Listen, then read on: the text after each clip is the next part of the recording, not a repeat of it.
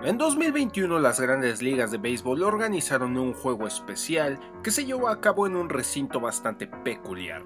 No en uno de esos grandes e históricos parques que están en las grandes ciudades, ni siquiera en uno de esos bonitos y acogedores parques de ligas menores, sino en medio de un campo de maíz en Dyersville, Iowa. Antes de comenzar te recuerdo que te suscribas al canal y actives la campanita para recibir notificaciones, y estos son los tiempos del deporte.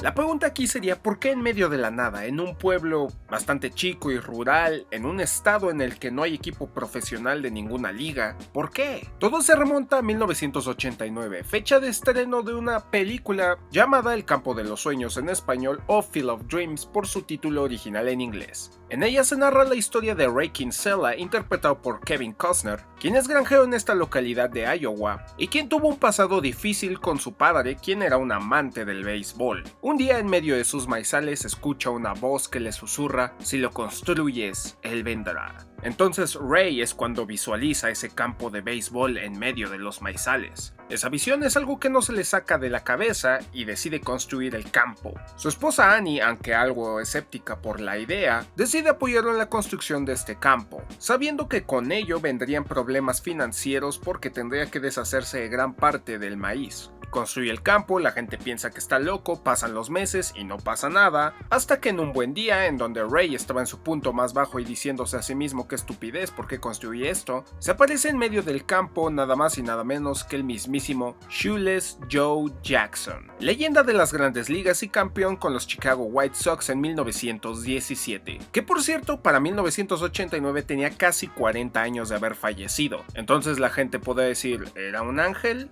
¿Un fantasma? Sea como sea, pero Ray no se asusta y tiene una charla muy amena con Joe Jackson. Jackson le pregunta si otros pueden venir a jugar, y estos otros resultan ser jugadores de los White Sox del famoso escándalo de 1919, hecho del que ya hablamos en videos anteriores. Pero lo curioso es que no todos pueden ver a estos jugadores, solamente aquellos que creen, por así decirlo, en la magia del campo pueden verlos. Sí, admito que parece una idea sacada de una película de Navidad, cree en Santa Claus. Bueno, pero a la par de todo esto se suman otros problemas cotidianos, en Estados Unidos sobre todo, porque la comunidad quiere prohibir los libros de un autor llamado Terrence Mann, quien también es un activista político, y como sus obras son algo controversiales, pues la gente quiere prohibirlos por esto, porque promueven esta otra cosa, porque incitan a esta otra, porque hay mensajes entre líneas, bla bla bla bla. Ray concluye que la voz que escuchó era del mismo Terrence Mann, otro fanático del béisbol que se decepcionó mucho cuando los Dodgers se mudaron de Brooklyn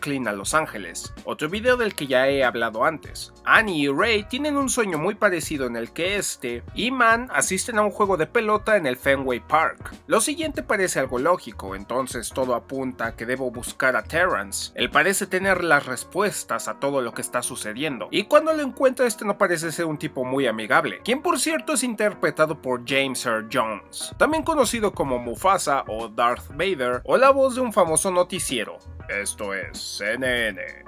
You must avenge my death, Kimba. Simba.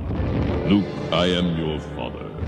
This is CNN. Ray y Terrence asisten al juego de pelota en el Fenway y se vuelven a escuchar esas voces que dicen mirar hacia adelante, y ven que en el marcador del estadio aparecen las estadísticas de un jugador llamado Archibald Graham, alias Moonlight, quien había militado en los New York Giants en 1922. Terrence también admite haber visto eso. Entonces los dos viajan a Minnesota en busca de Graham. Para su sorpresa ya había fallecido hace algunos años, pero logran toparse con quien no parece estar muy muerto que digamos, y no es que se les haya parecido un fantasma, no, ya que Ray decide dar una vuelta y sin darse cuenta se encuentra en el año 1972, fecha en donde falleció Moonlight, y en lugar de espantarse o hacer apuestas deportivas sabiendo los resultados del futuro, tiene una plática muy agradable con Graham, quien ejerce como doctor, y quien le dice que a pesar de no haber bateado ni una sola vez en las grandes ligas, no se arrepiente de nada, y que gracias por la invitación pero no te voy a acompañar. Entonces Terrence y Ray se dirigen a Iowa, pero en el camino se encuentran con un joven pelotero y con un gran parecido con Graham, que resulta ser el mismo pero en una versión más joven y todavía hambrienta de jugar béisbol. Y rumbo a Iowa, Ray revela todos los problemas que tuvo con su padre y muchas otras cosas más de su juventud. Al llegar al campo, el joven Graham es recibido recibido por los demás jugadores y quien lo invitan a unirse a la partida de béisbol, logrando así cumplir su sueño. Posteriormente el cuñado de Ray, o sea hermano de Annie, quien por cierto nunca ve a los fantasmas beisbolistas, casi toda la película está molestando y molestando diciendo vende la granja, vas a perder la granja por tu tontería del campo de béisbol, otra vez se aparece diciendo lo mismo. Obviamente Darth Vader y todos los demás espíritus de la fuerza le dicen que no lo haga, pero en medio de la confrontación la hija de Ray y Annie cae de la grada y yace inconsciente. Ahí es cuando Moonlight Graham decide dejar el campo y vuelve a tomar su apariencia de doctor de tercera edad para ayudar a la niña inconsciente, cosa que logra hacer, pero desgraciadamente al dejar el campo, su tiempo en este plano existencial, por así decirlo, se acabó y tiene que regresar a donde pertenece. Pero aún así, gracias por la oportunidad, cumplí con mi sueño. Después de eso, los demás jugadores deciden retirarse y Joe Jackson invita a Terrence con ellos. Este obviamente acepta. Ray como que se siente un poco decepcionado de esto, pero Joe le dice, alguien más te espera. Y ahí en el plato de Holmes se encuentra, adivinen quién, el papá de Ray. Claro, una versión joven de este y portando el uniforme de los Yankees. Porque si algo nos han enseñado películas como la El regreso del Jedi, es que los fantasmas pueden regresar en una forma más joven. Ray le presenta a su familia y antes de que el padre fantasma parta, Ray lo invita a lanzarse la pelota, algo que obviamente acepta, y mientras estos juegan, a lo lejos empiezan a llegar muchos autos al campo de béisbol, cumpliendo así las predicciones de que la gente vendrá al campo, concluyendo así este filme. Y sí, tal vez a mucha gente no le haga sentido esta película, sobre todo a aquellas personas que el béisbol les representa poco o nada, porque sí, aunque tiene sus cosas algo raras y muy fantasiosas que a veces carecen de obviedad, la verdad es que explora un poco más el lado romántico de este deporte. Personalmente admito que yo también la primera vez que la vi, allá a principios de los años 2000, en mi infancia tardía, esta película se me hizo algo